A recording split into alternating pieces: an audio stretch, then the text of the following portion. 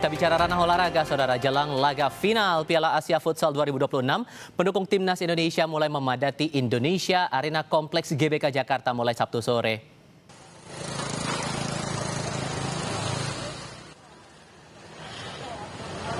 Itu dia banjir dukungan kepada Bryan Ig dan kawan-kawan mewarnai atmosfer Indonesia Arena untuk melawan raksasa Asia Iran pada laga Sabtu malam ini. Tingginya antusiasme penonton juga tampak dari tiket pertandingan yang sudah ludes terjual. Sedikitnya diperkirakan lebih dari 10.000 pendukung bakal memadati Indonesia Arena hari ini. Sejumlah pendukung timnas futsal Indonesia optimistis timnas kita bakal menang melawan Iran.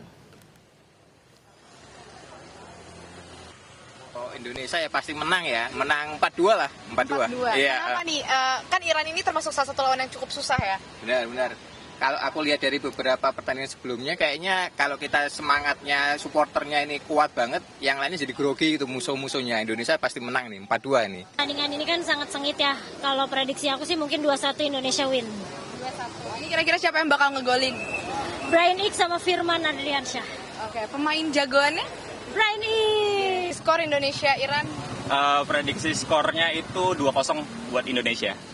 Pemain jagoan aku suka sama Dewa Rizky karena permainannya bagus, tenang, kalem, santai. Dan untuk pemain yang dijagoin itu Samuel Eko, luar biasa.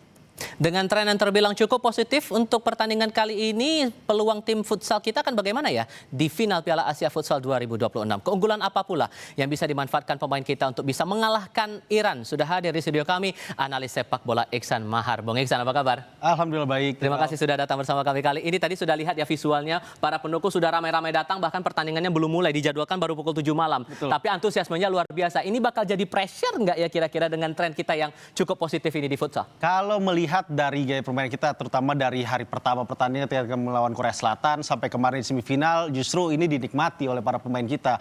Pelatih Hector Suto juga berkali-kali mengatakan bahwa atmosfer yang tinggi dari supporter, tekanan yang tinggi justru itu dinikmati pemain untuk menjadi pemain ke-6, bukan kalau sepak bola ke-12, ini pemain ke-6 yang membeli support dan itu dinikmati pemain untuk tampil lebih baik. Bahkan kita itulah hasilnya kita bisa mencetak sejarah pertama kali lolos ke final di Piala Asia. Ini Piala Asia bukan Piala AFF. Levelnya bukan Asia Tenggara lagi kita.